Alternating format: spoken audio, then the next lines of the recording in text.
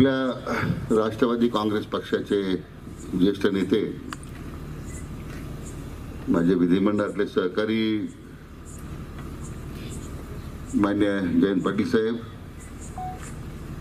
आपल्या नगरचे खासदार मान्य निलेश लंके, त्याचप्रमाणे जिल्ह्याचे जिल्हाधिकारी मान्य सालीमठ साहेब, आपल्या जिल्ह्याचे अध्यक्ष सन्मान्य राजेंद्रजी फाळके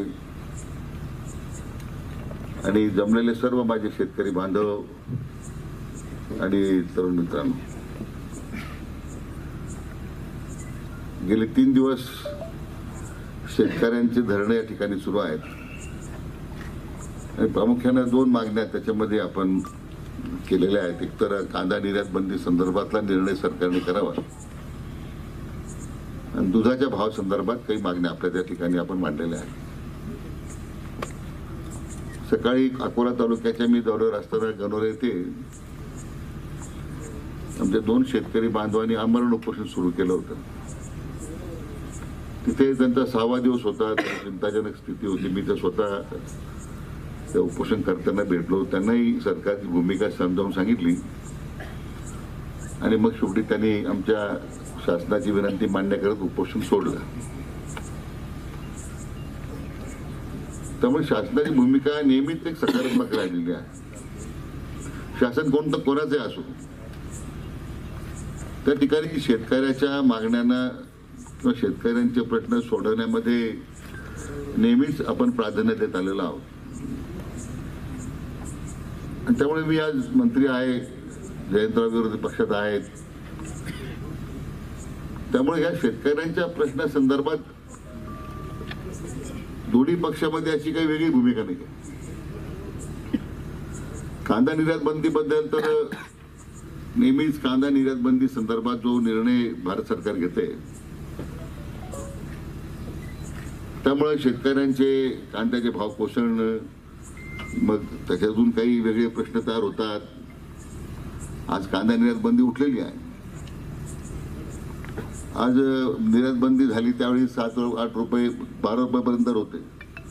आजचा दर 34 रुपयापर्यंत गेलेला आहे, 32 रुपयापर्यंत गेलेला आहे.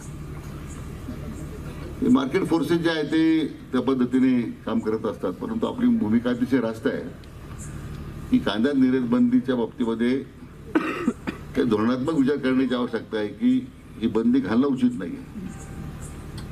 यामध्ये राज्य सरकारने स्वतः माननीय मुख्यमंत्र्यांनी पत्र लिहिलेलं आहे. मी स्वतः मान्य सहकार मंत्री, देशाचे गृहमंत्र्यांना स्वतः भेटून विनंती केलेली आहे. तर तुमची जी भूमिका आहे ती शासनाची भूमिका आहे. त्यामुळं त्याच्याबद्दल मतभिन्नता असण्याचं कारण नाही. कांदा निर्यात बंदी करणं उचित नाही ही तुमची जी भूमिका आहे त्या मताशी आम्ही पूर्ण सहमत आहोत. त्या दृष्टीने निर्यात बंदी करताना किमान जे कांदा उत्पादक राज्य आहेत ते स्टेक होल्डर जे आहेत त्यांना किमान आपण त्या ठिकाणी बैठकीला बोलायला पाहिजे. किती आवश्यकता आहे का नाही. पण शेवटी ज्यावेळी ग्राहकाचा विचार होतो त्यावेळी देशाच्या स्तरावर मग ग्राहकाला किती रुपयांनी कांदा पडणार आहे असे वेगवेगळे संदर्भ आहेत. आणि म्हणून शेतकऱ्यांच्या हिताची जपवणूक करणं हे राज्य सरकारचं कर्तव्यच आहे. निश्चितपणे या बाबतीमध्ये आपण एक सकारात्मक भूमिका घेऊ. दुधाच्या बाबतीमध्ये खरं तर असा कुठला कायदा नाही. पूर्वी खाजगी दूध संकलन करताना MMPOचं लायसन्स लागायचं. ते आता काही वर्षापूर्वी भारत सरकारने काढून टाकले. आज आपल्या राज्यामध्ये 70% दूध हे खाजगी संकलक जे आहेत, खाजगी संस्था करत आहेत. त्याच्यामध्ये काही अमूलचा सुद्धा सहभाग आहे, मदर डेअरीचा सहभाग आहे. आणि राज्यामध्ये सहकारी संघाकडे 25 ते 30% दूध आहे. सगळ्यात जास्त दूध आपल्या जिल्ह्यात तयार होतं. महाराष्ट्रात 1,80,00,000 लिटर दुधाचं उत्पादन आहे. त्यामध्ये 53 लाख लिटर दूध जिल्ह्यात आहे. त्याकडे काय सांगतो मी आपल्याला की या बाबतीमध्ये शेतकऱ्यांच्या दुधाला भाव मिळाला पाहिजे ही सातत्यानं आज मागणी नाही, अनेक प्रत्येक मागणी होत आलेली आहे. आणि त्यामुळे आपण कुठेतरी याला बंधनं घातली पाहिजे. आज सर्रासपणे सहकारी संस्था, खाजगी संस्था आज शेतकऱ्यांचा 26-27 रुपये भाव खरेदी करतात. एक जयंत पाटलांचा संघ आहे, राजाराम बापू, गोकुळ आणि वारणा, 3 संघ 34-35 पर्यंत गेले. बाकी सगळे संघ जे आहे आज 26-27 रुपये दर देत होते. खाजगी प्लॅनचे लोक त्याच पद्धतीने दर देत होते. आज त्यांच्याकडे 70% 80% जर फीडबॅक मशीनवर पाऊस मिल्क मार्केटला येतं, त्याचा दर मात्र ते कमी करायला तयार नव्हते. इकडे शेतकऱ्याचा दर दुधाचा कमी झाला तर तुमचं ग्राहकाचं विक्रीचं दूध सुद्धा तुमचा दर कमी व्हायला पाहिजे, तसं होत नव्हतं. अनेक 2दा-3दा बैठका झाल्या. शेवटी त्यांना मग निर्णय केला की 30 रुपये तुम्ही दिलाच पाहिजे भाव शेतकऱ्याला, आणि 5 रुपये आम्ही तुम्हाला आता कायमस्वरूपी आपण अनुदान द्यायचं 1 जुलैपासून ठरवलंय. आता उद्या पावडरच्या बाबतीमध्ये आपल्याकडे 30,000 मेट्रिक टनाचे मला वाटतं मिल्क पावडरचा स्टॉक आहे. ती एक मागणी होती की ते पावडरचा स्टॉक जोपर्यंत एक्झॉस्ट होत नाही, देशांतर्गत किंवा देशाबाहेर निर्यात होत नाही, तोपर्यंत दुधाचे ऑफटेक होणार नाही किंवा भाव वाढणार नाही. मग आपण त्यालाही 30 रुपये किलोनी आता परवा निर्णय घेतला. त्या पावडरचं निर्यात करण्यासाठी त्याला सुद्धा 30 रुपये किलोनी त्यांना अनुदान दिलं. आता ही प्रक्रिया व्हायला 4-5 दिवसामध्ये निर्णय झाला. 5 तारखेला आपण GR काढलाय, प्रक्रिया सुरू केलेली आहे. सभागृहामध्ये मी स्वतः निवेदन केलंय. त्यामुळे या बाबतीमध्ये आता मी स्वतः माननीय अमित शहा साहेबांना भेटल्यानंतर त्यांना विनंती केली की दुधाला आपण सुद्धा MSPचा कायदा आणण्याच्या संबंधात विचार केला पाहिजे. MSP म्हणजे मिनिमम सपोर्ट प्राइस. जसं आपण सोयाबीनला आहे, तुरीला आहे, एक आपण MSP जाहीर करतो आणि त्या MSP प्रमाणेच खरेदी व्हायला पाहिजे शेतीमालाचे. जर भाव कमी झाले तर मग गव्हर्नमेंटला, सरकारला कोणते असू दे त्याला मार्केट इंटरव्हेन्शन करावं लागतं. तो जो गॅप आहे तो मग सरकारला भरून द्यावा लागतो किंवा कोणाला तरी तो भरून द्यावा लागतो. MSPचा कायदा आपण आणला म्हणजे मग आपोआपच या दुधाच्या किमती ठरवण्यासंदर्भात त्याला कायदेशीर आधार मिळेल, त्याची पावलं आपण उचललेली आहे. आता जी मागणी आपली दुधाच्या भावासंदर्भातली आहे तर मी आता सभागृह चालू आहे. सभागृहामध्ये परवा मी काही धोरण जाहीर केलंय. मंत्रिमंडळाचा ठराव झाल्यानंतर विधानसभेत मी माझं निवेदन केलेलं आहे. त्यामुळं आता सभागृह चालू असताना मला बाहेर निवेदन करणं शक्य नाही. मी आता माननीय पाटील साहेबांचा, जयंत पाटील साहेबांचा मी त्यांचा आग्रह होता, मी किंवा फाळके साहेबांचा म्हणणं होतं, परंतु पाटील साहेब माझ्या मते सहमत आहेत. निश्चितच आता ह्या अधिवेशनाच्या काळामध्ये परत काही फेरविचार करता आला तर आपण तो प्रयत्न करू. अशी अनेक बंधनं आहेत. कारण शेवटी उद्या जर ह्या खाजगी मिल्क उत्पादन 70% जे दूध संकलन करतात त्यांनी उद्या जर संकलनच काही कारणामुळे कमी केलं, थांबवलं, प्रयत्न काही मुद्दाम कमी केलं तर मग शेतकऱ्याला दूध कुठं जाणार? आपल्या दोन्ही गोष्टी बॅलन्स करावं लागतात. ही काही मेकॅनिझम अनेक वर्षाची प्रक्रिया आहे, ती एका दिवसात बदलणार नाही ना.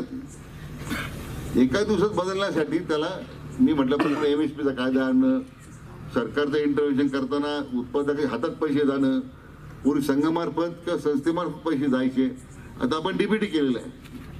डायरेक्ट बँक ट्रान्सफरमधून थेट पैसे शेतकऱ्याच्या खात्यात जातात. आपल्या जिल्ह्याला गेल्या 3 महिन्यापूर्वी 5 रुपयाच्या अनुदानानं आपल्या जिल्ह्यातल्या शेतकऱ्याला 82 कोटी रुपये आपण अनुदानाचे वर्ग केले. आज जिल्ह्यातले मला वाटतं साधारण 2-1 हजार शेतकरी राहिलेले आहेत. राज्यामध्ये साहेब 66,000 शेतकरी अनुदानापासून वंचित राहिलेले आहेत. गेल्या योजनेप्रमाणे त्यात काही नियमाच्या अटी होत्या, आपण त्या अटी शिथिल केल्यात. आता अटी काढून टाकल्या त्या नवीन नियमामध्ये. त्यामुळे आता शेतकऱ्याला मागचं अनुदान देण्यासंदर्भात आपण पोर्टल ओपन केलंय. 15 तारखेपर्यंत जे राहिलेले शेतकऱ्यांना आम्ही पोर्टलमध्ये माहिती अपलोड करायला सांगितलं. त्या संस्थेला पराग आहे, तुमचं ते कोणतं श्रीरामपूरचं प्रभात आहे, नॅचरल डिलाइट आहे, पुण्याच्या संस्थेने याच्यामध्ये बराच गोंधळ घातला. माहितीच पाठवलं नाही त्यांनी. पण तरी आता मी त्यांच्यावर आता म्हणजे बैठक घेतल्या, त्यांच्यावर आता सक्ती केलेली आहे. आमचे अधिकारी ते प्लॅनवर बसवलेले आहेत. सगळी शेतकऱ्याची माहिती 15 पूर्वी अपलोड झाली पाहिजे. म्हणजे आज आमच्याकडे पैसे आहेत 50-55 कोटी रुपये मागच्या वेळेला ते शिल्लक आहे. आपण ताबडतोब त्या शेतकऱ्याच्या खात्यामध्ये पैसे पाठवून देऊ, ती अडचण नाही आहे. परंतु म्हणून आपण जे काही या ठिकाणी भूमिका मांडलेली आहे म्हणजे आपले खासदार निलेश लंकेंनी किंवा त्यांची जी मागणी आहे त्याच्यापेक्षा वेगळी भूमिका सरकारची नाही ना. तुमच्या मागणीशी आम्ही पूर्ण सहमत आहोत. फक्त मागणीची पूर्तता करण्यासंदर्भात जे त्यासाठी आवश्यक ते पावलं उचलावं लागतील त्याला काही कालावधी लागेल. आणि मला वाटतं सरकार निश्चितपणे शेतकऱ्यांच्या पाठीमागे खंबीरपणे उभी आहे. ही भूमिका मला आपल्यासमोर मांडायची आहे आणि अतिशय सकारात्मक पावलं मी टाकतोय. आणि म्हणून माझी विनंती आहे माननीय खासदार महोदयांना आणि त्यांच्या सर्व सहकाऱ्यांना की आपलं हे जे धरणं आंदोलन आहे आपण ते मागं घ्यावं आणि सरकारला तुमच्या मागण्यासंदर्भात जे काय आता आम्ही काही त्या ठिकाणी विचार करतोय त्या ठिकाणचे निर्णय करण्यासंदर्भात आम्हाला तो कालावधी द्यावा अशी आपल्याला विनंती करतो. पुन्हा एकदा त्यांचा आणि तुमच्या सर्व सहकाऱ्यांना मी मनापासून धन्यवाद देतो. मी स्वतःहून म्हटलं की शेवटी राज्याचा मंत्री म्हणून पालकमंत्री म्हणून त्या खात्याचा मंत्री म्हणून मी स्वतःच पुढाकार घेतला की मला काही याच्या शेतकऱ्यांच्या प्रश्नामध्ये कुठं राजकारण आपल्याला आणायचं नाही आहे. मला प्रतिष्ठेचा प्रश्न करायचा नाही आहे. सकाळीच मी गव्हर्नरला सांगितलं की माझी खासदार लंकेबरोबर चर्चा करण्याची माझी तयारी आहे. शेवटी त्यांची भूमिका शेतकऱ्यांचे प्रश्न सुटले पाहिजे म्हणून त्यांची भूमिका आहे. आमची तीच भूमिका आहे. त्यामुळं याच्यात काही विपरस्त काही करण्याचं काही कारण नाही. म्हणून मी स्वतःहूनच त्या प्रकारची भूमिका घेतली. आपण मला या ठिकाणी संधी दिली आणि माझं म्हणणं आपण शांतपणे ऐकून घेतल्याबद्दल आपल्या सगळ्यांना मनापासून धन्यवाद देतो. पुन्हा एकदा खासदार महोदयांना आणि त्यांच्या सर्व सहकार्याने विनंती करतो की आपण हे धरणं आंदोलन आपण मागे घ्यावं. धन्यवाद. जय हिंद.